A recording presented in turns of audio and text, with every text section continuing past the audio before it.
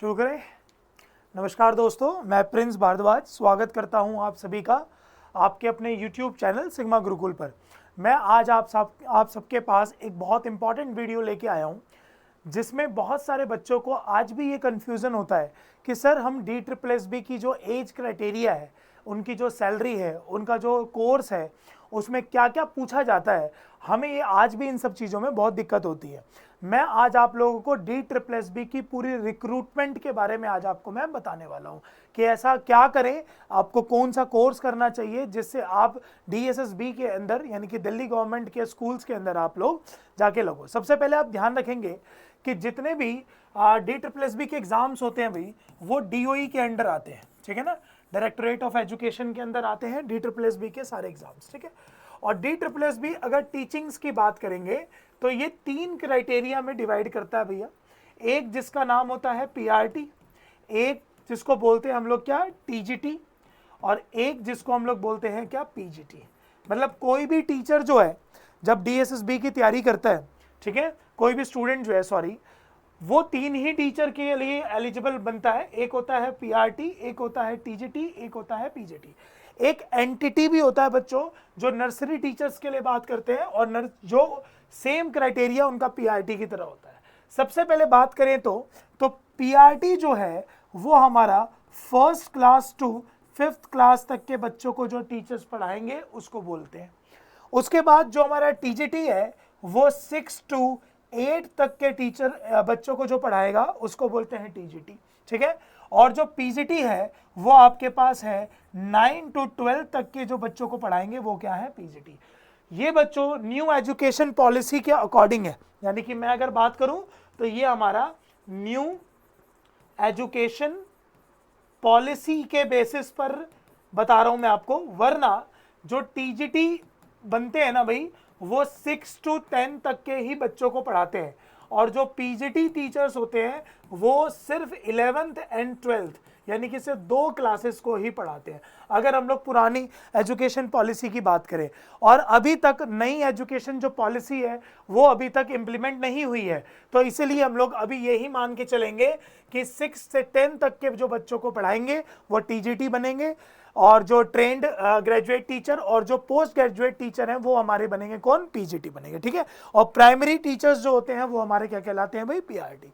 अब हम लोग तीनों को एक एक करके अच्छे से इलाबोरेट करेंगे। इनमें एज लिमिट क्या होती है, इनको रिलैक्सेशन किस चीज का मिलता है, सारी बातें बच्चों में एक एक करके आपके सामने करने जा रहा हूं, ठीक है। जैसे अगर मैं बात करता हूं, मैं फिर से कह रहा हूं कि अभी हम लोग सिर्फ DSSB की ही बात कर रहे हैं, यानी कि अभी हम लोग KVS अदर एग्जाम्स की बात नहीं कर रहे हैं, हम सिर्फ DSSB की बात कर रहे हैं। और DSSB में हम लोग PRT टीचर्स की बात कर रहे हैं जो प्राइमरी टीचर्स हैं। तो इनमें जो हमारे पास सारी बातें हैं वो जरा एक एक करके बच्चों देखते हैं, ठीक है। सबसे पहली बात जो सबसे नंबर 1 पे है वो ये है कि PRT टीचर्स जब हम लोग बनेंगे तो मैंने बता दिया कि जो आपकी क्लास होगी वो हमारी कौन सी होगी भाई, 1st से लेके 5th तक, यानी कि हम लोग 1st से लेके 5th तक क्लास के बच्चों को जो पढ़ाएंगे वो हम लोग PRT टीचर भाई बनेंगे, ठीक है। उसके बाद जो नेक्स्ट हमारा पॉइंट है कि PRT टीचर जब आप बनोगे तो उसके लिए क्राइटेरिया क्या होना चाहिए। तो सबसे पहले बच्चों आपको ध्यान रखना है कि आपके पास इसकी जो मिनिमम एज होनी चाहिए वो होनी चाहिए 21। कितनी होनी चाहिए भाई, 21, ठीक है।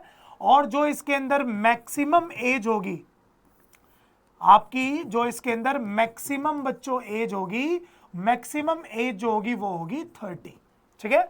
यानी कि अगर मैं बात करूं एज रिलैक्सेशन की बच्चों, तो मैं इसको देखो अलग से थोड़ा सा बोल्ड कर रहा हूं कि आपके पास जो एज रिलैक्सेशन है वो 30 ईयर से एक्सीडेड बच्चे जो है वो PRT के लिए एलिजिबल नहीं है, ठीक है ना।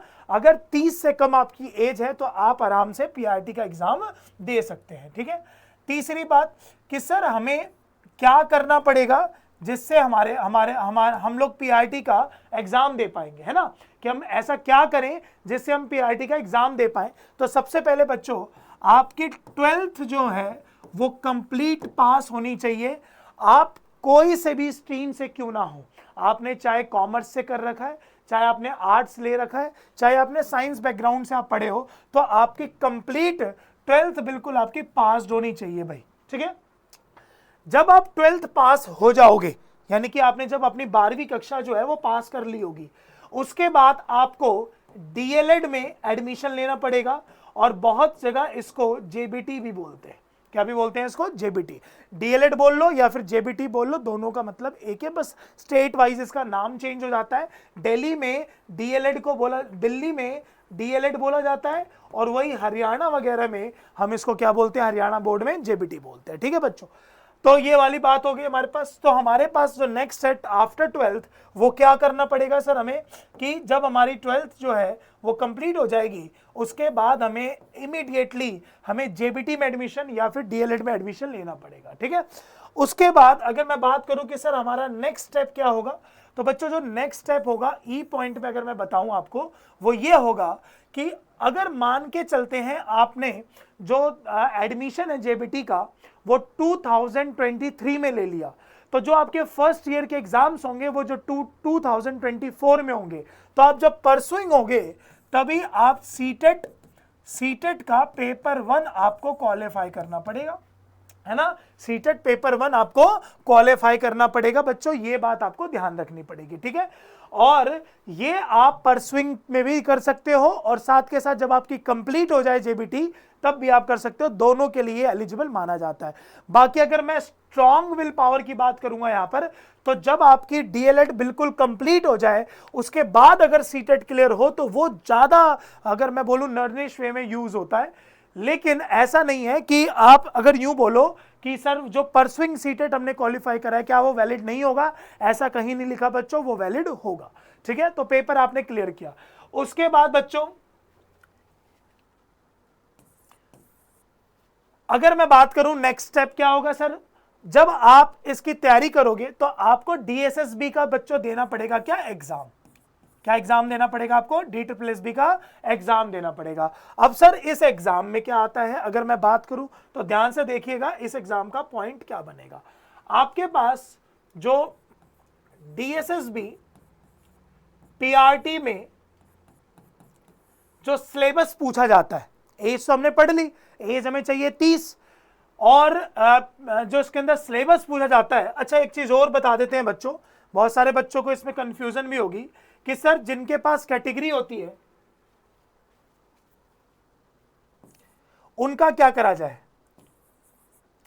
जिनके पास कैटेगरी होती है, जिनके पास रिलैक्सेशन होता है, तो देखो अगर मैं एज के अंदर रिलैक्सेशन की बात करूं, एज रिलैक्सेशन की बात करूं तो ध्यान से सुनिएगा, अगर आपके पास ओबीसी कैटेगरी है तो आपको 3 इयर्स का आपको रिलैक्सेशन मिल जाएगा।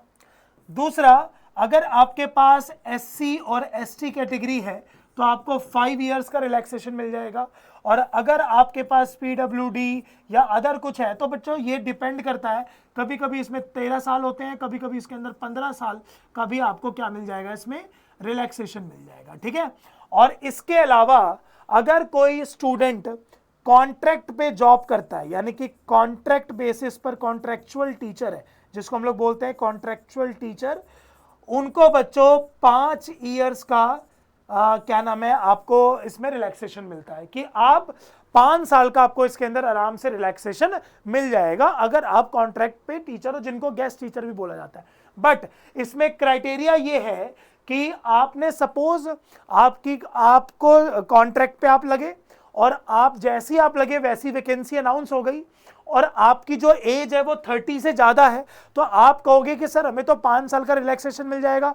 तो बच्चों मिनिमम आपको 120 दिन आप वर्किंग होने चाहिए, यानी कि 120 डेज आप वर्किंग हो गए तभी आपके ऊपर ये रिलैक्सेशन आपको मिलेगा, अदरवाइज ये आपको रिलैक्सेशन का बेनिफिट आपको नहीं मिलेगा। तो ओबीसी के लिए 3 साल, एससी एसटी के लिए 5 साल, पीडब्ल्यूडी वगैरह के लिए, इन सब अलग के लिए 13 से 15 साल, और कॉन्ट्रैक्ट जो टीचर्स होते हैं, कॉन्ट्रैक्चुअल टीचर्स जो होते हैं उनके लिए 5 साल, बट उनको कम से कम 120 दिन वर्किंग होने चाहिए, ठीक है। चलिए नेक्स्ट अगर हम लोग बात करें कि डीएसएसबी के एग्जाम, एक काम करते हैं बच्चों, आपको पहले इससे पहले एक बात और सिखाते हैं, क्योंकि आप डीएसएसबी का एग्जाम देने से पहले आपको सबसे पहले सीटेट का भी तो एग्जाम देना है। तो अगर आप सीटेट का एग्जाम दोगे तो उसको बोलेंगे क्या, सीटेट का पेपर 1 का एग्जाम। इस सीटेट के पेपर 1 में क्या आता है बच्चों, तो जो आप डीएलएड में पढ़ते हो पेपर में वही पूछा जाता है। ऐसा नहीं है कि कोई ज्यादा चीजें पूछी जाएंगी। जिसको वो कैटेगरी में डिवाइड करेंगे तो सबसे पहला जो आपका होगा वो होगा हिंदी। आपके पास जो पहला इसके अंदर सब्जेक्ट होगा वो होगा हिंदी। दूसरा आपके पास इसमें जो सब्जेक्ट होगा वो होगा आपके पास इंग्लिश। तीसरा जो इसके अंदर आपका सब्जेक्ट होगा वो होगा हमारे पास साइकोलॉजी। नेक्स्ट जो होगा हमारे पास वो होगा ईवीएस। और जो लास्ट होगा वो होगा हमारे पास मैथमेटिक्स यानी कि मैथ्स। ठीक है, ये बच्चों आपके पास 5 जो है सब्जेक्ट्स आपके सीटेट के पेपर 1 में आएंगे। ठीक है, जिसके अंदर अगर मैं बात करूं, हिंदी जो है वो भी 30 मार्क्स की, इंग्लिश जो है वो भी 30 मार्क्स की, साइकोलॉजी जो है वो भी 30 मार्क्स का, ईवीएस जो है वो भी 30 मार्क्स का, और मैथमेटिक्स जो है वो भी 30 मार्क्स का। ठीक है, तो टोटल अगर मैं बात करूं तो आपका 150 नंबर का यानी कि 150 मार्क्स का आपका सीटेट का पेपर 1 का एग्जाम होता है। और इसके अंदर जिस बच्चे के पास कोई कैटेगरी नहीं है यानी कि जनरल है, उनको 90 मार्क्स जो हैं वो मिनिमम लेने ही पड़ते हैं बच्चों, 90 मार्क्स। ठीक है, और अगर किसी के पास कैटेगरी वगैरह होती है तो उनको जो मिनिमम मार्क्स लेने होते हैं वो लेने होते हैं भाई क्या, 82। अगर आपके बिल्कुल लास्ट जोन में पेपर है, मतलब अगर मैं बोलूं अगर आपके पास बिल्कुल आपके 82 मार्क्स है, बिल्कुल पीक पे हो, तो भी आप क्वालिफाई हो। जनरल में भी आपके पास 90 है तो क्वालिफाई है। और एक जो गुड स्कोर होता है वो आप ध्यान रखेंगे बच्चों, वो होता है 105 प्लस। ये एक गुड स्कोर की रेंज में जाता है, गुड क्या इवन एक्सीलेंट स्कोर की रेंज में जाता है। 105 प्लस तो बच्चे के आने ही चाहिए बच्चों। ठीक है ना, क्योंकि अभी आपने देखा कि मैंने आपको कॉन्ट्रैक्ट टीचर्स के बारे में बताया, उनको 5 साल का रिलैक्सेशन मिला। तो कॉन्ट्रैक्ट टीचर्स जब आप लगोगे तो आपके जेबीटी के मार्क्स यानी कि डीएलएड के मार्क्स, सीटेट के मार्क्स, ये सारे आपके वेरी करेंगे। ठीक है भाई, चलो आगे बढ़ते हैं जरा। अब हमारा पीआरटी में हमने कर लिया सीटेट का एग्जाम क्वालिफाई। अब सर हमारा नेक्स्ट स्टेप क्या होगा, तो सबसे पहले तो आपकी जो डीएलएड है बच्चों वो कंप्लीट होनी चाहिए। ये बात बच्चे ध्यान से सुनिएगा। मान के चलते हैं आपका सीटेट का एग्जाम आपका फर्स्ट ईयर कंप्लीट होते ही आपका क्वालिफाई हो गया और उसी दौरान आपके पास पीआरटी की वैकेंसीज आ गई, तो लेकिन अगर आपकी डीएलएड जो है वो कंप्लीट नहीं होगी तो इट मींस आप उसके लिए एलिजिबल नहीं होगे। सो ये बात आप अपने मन में जरूर बैठा के रखिएगा कि DSSB के अंदर आप अपीयर तभी होगे बच्चों जब आप बिल्कुल सारे के सारे आपके जो आपका डीएलएड है वो कंप्लीट हो जाएगा तभी।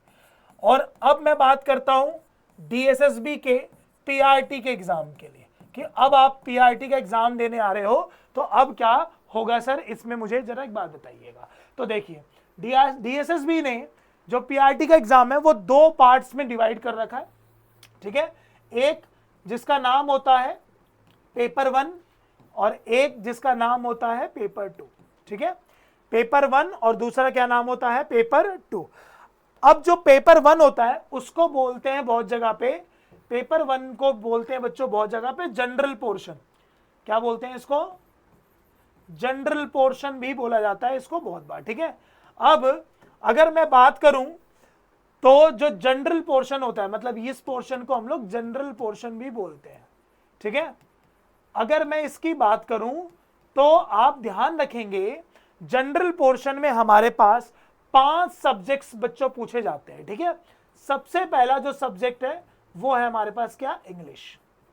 ठीक है, दूसरा हमारे पास जो सब्जेक्ट है वो है क्या, हमारे पास हिंदी। तीसरा जो हमारे पास सब्जेक्ट्स है वो क्या है भाई, मैथमेटिक्स। फोर्थ जो हमारे पास सब्जेक्ट है वो क्या है भाई, रीजनिंग। और जो 5th सब्जेक्ट है वो हमारे पास क्या है, जीएस, जनरल स्टडीज। ठीक है, और ये सारे 20 नंबर के आते हैं यानी कि इंग्लिश 20 नंबर की, हिंदी 20 नंबर की, मैथ्स 20 नंबर का, रीजनिंग 20 नंबर की और जीएस 20 नंबर की। इसीलिए इनका ओवरऑल होता है वो कितने मार्क्स का होता है, 100 मार्क्स का आपका जनरल पोर्शन आता है। अब सर यानी कि हमने जो ये सीटेट में भी हिंदी देखी, इंग्लिश देखी, मैथ्स देखी, क्या ये दोनों सेम होता है? नहीं बच्चों, सीटेट के अंदर दो बातें पूछी जाती हैं, how to teach, what to teach. वहां पर हमें पेडागोजी की बात करनी पड़ती है। कॉम्प्रिहेंशन बेशक दोनों में सेम हो सकता है, लेकिन जो मैथमेटिक्स, जो मैथ्स आपका सीटेट में आता है, आप बिल्कुल अपने मन में मत बैठा लेना कि वैसा ही मैथ्स आपका डीएसएसबी के एग्जाम में आता है। ऐसा कुछ नहीं होता। उसमें सेम आपको एचसीएफ, एलसीएम, रेशियो, प्रोपोर्शन, सारे वही चैप्टर्स, आपके नंबर सिस्टम वगैरह वो पढ़ने होते हैं जो आप एसएससी के भी एग्जाम्स में पढ़ते हैं। ध्यान रखिएगा। सेम इंग्लिश में पूरी ग्रामर, वोकैबुलरी, कॉम्प्रिहेंशन सारी आती है, और पेडागोजी जो है वो सिर्फ सीटेट में आती है। तो आप इसको मैथ दोनों को एक ही मत समझिएगा, ठीक है। उसके बाद ये 20-20 नंबर का, और जो आपका ये सेकंड पार्ट रह गया, ये आप में आता है साइकोलॉजी। क्या होती है भाई? ये साइकोलॉजी, जिनको आप अगर कभी टीचर से देखेंगे तो इसके अंदर आपके क्या एप्लीकेशन बेसिस क्वेश्चंस भी पूछे जाते हैं, ठीक है। उसके बाद इसके अंदर जितनी भी पॉलिसी होती है बच्चों वो पूछी जाती है, एजुकेशन पॉलिसी पूछी जाती है, चाइल्ड डेवलपमेंट के क्वेश्चन आते हैं, सारी की सारी जो होती है साइकोलॉजी का पार्ट जो है वो इसका है। इवन इसमें एजुकेशन का भी पार्ट आता है, ठीक है। ये जो साइकोलॉजी का पार्ट है ये टोटल होता है, ये भी 100 मार्क्स का। यानी कि अगर मैं टोटल बात करूं तो पीआरटी का जो एग्जाम होता है वो हमारा 200 मार्क्स का होता है। सर कितने मार्क्स का होता है? 200 में से। अब सर 200 मार्क्स में कट ऑफ जाती है, बिल्कुल कट ऑफ जनरल की अलग जाएगी, ओबीसी की अलग जाएगी, बाकी सभी कैटेगरी के हिसाब से जाएगी। अब मैं आपको इसमें एक छोटी सी बात और ऐड करता हूं कि मान के चलते हैं कि आपके डीएसएसबी में पूरे पीआरटी में 100 नंबर आ गए, ठीक है, 100 मार्क्स आ गए आपके पूरे, ठीक है, और जो कट ऑफ है वो 90 पे लगी। आप जनरल कैटेगरी के हो और 90 पे कट ऑफ लगी है, जो कि ऐसा होता नहीं है, बहुत कम मार्क्स है। मैं आपको एक एग्जांपल दे रहा हूं। सो आपने गेन किए 100 मार्क्स, और आप लोगों के जो कैटेगरी, जो आपकी जनरल कैटेगरी है उसकी जो कट ऑफ गई वो गई हमारे पास क्या, 90 मार्क्स की। तो इसका मतलब आपके नंबर तो पूरे हैं, तो आपका सिलेक्शन होना चाहिए। अब मान के चलते हैं कि जनरल पोर्शन में आपके मार्क्स आ गए 80, ठीक है, और साइकोलॉजी वाले पोर्शन में आपके मार्क्स आ गए 20, तो 100 तो हो गए ना, लेकिन आप फिर भी क्वालिफाई नहीं करोगे। क्यों नहीं करोगे? क्योंकि दोनों में 40-40 मार्क्स का क्राइटेरिया फुलफिल करना पड़ता है। यानी कि दोनों में, आपके दोनों पोर्शंस में 40-40 मार्क्स जो है वो आपके आने ही चाहिए। ये बात आप अपने मन में बैठा लीजिएगा। हाँ, अगर 40 से ज्यादा है तब तो बात अलग है। हाँ, ये भी होता है लेकिन कि अगर कभी सपोज करो गवर्नमेंट ने कुछ रूल्स चेंज कर दिए तो बात अलग है, क्योंकि जैसे टीजीटी फिजिकल एजुकेशन के लिए बोला गया था, क्राइटेरिया को हटाया गया था, तो बहुत सारी चीज़ों में हमारे पास ये क्राइटेरिया हटाया भी करता है, लेकिन जो अभी तक का जो क्राइटेरिया है वो दोनों में 40-40 मार्क्स का होता है, ठीक है। ये आप सभी को ध्यान रखना है। तो दोनों में आपके 40-40 नंबर आपके आने ही चाहिए, तभी जाके आपका इसमें सिलेक्शन होता है, ठीक है। चलिए अब नेक्स्ट बात करते हैं कि डीएसएसबी का जब आपका पेपर क्लियर हो गया तो सेम आपको सारे डॉक्यूमेंट वेरिफिकेशन वगैरह करानी पड़ेगी। डॉक्यूमेंट वेरिफिकेशन में जितना टाइम लगता है वो तो हमें करना ही पड़ेगा। और क्या सर इसके बाद कोई इंटरव्यू होता है? तो आप ध्यान रखेंगे, no interview for PRT exams, यानी कि पीआरटी के लिए कोई भी इंटरव्यू नहीं होता, यानी कि डायरेक्ट सिलेक्शन है बच्चों, एक ही बार मेहनत करके। और जो इसका जीपे होता है, अगर मैं बात करूं ग्रेड पे की बात करूं, तो आप ध्यान रखेंगे ये ग्रेड पे होता है 4200, जो कि आपके पास नेट कट कुट के जो सैलरी आपकी बनती है पीआरटी में वो 35,900 या 400 के आसपास बनती है। यानी कि लमसम आपकी 35-36 हजार रुपये आपकी बेसिक सैलरी आपकी पीआरटी में आती ही आती है। और 4200 पे ग्रेड जो होता है वो हमारा पीआरटी के बच्चे उठाते हैं, ठीक है। तो क्लियर हो गया होगा, आई होप सारे बच्चों को पीआरटी की सारी बातें, ठीक है। अब सेम बात अब हम लोग करेंगे, वो करेंगे हम लोग किसके लिए, टीजीटी के लिए करेंगे, ठीक है। चलिए आगे बढ़ते हैं जरा।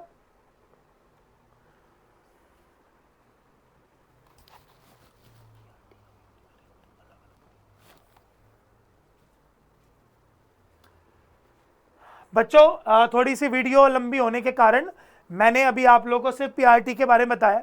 आप पीआरटी के पढ़िए, फिर मैं आपको टीजीटी और ऐसे ही पीजीटी इन दोनों के भी आपको अलग अलग एज क्राइटेरिया, आगे जितनी भी चीज़ें हैं इनका जो पे स्केल होता है, प्लस क्या क्या इसमें चाहिए होता है और कौन कौन सा हमें एग्जाम देना होता है, ये भी मैं आपको नेक्स्ट क्लास में जरूर बताऊंगा। ठीक है, तो आज की क्लास में आप सिर्फ पीआरटी के बारे में पढ़िए। जो जो बच्चों को जो कंफ्यूजन है वो मैंने बता दिया। आपको इसके अलावा भी कोई कंफ्यूजन है तो आप मुझे कमेंट सेक्शन में लिखिएगा। अगर वो एक वैलिड चीज होगी तो जरूर मैं उसको पढ़ के उसका रिप्लाई करूंगा। ठीक है बच्चों, मिलते हैं नेक्स्ट क्लास में।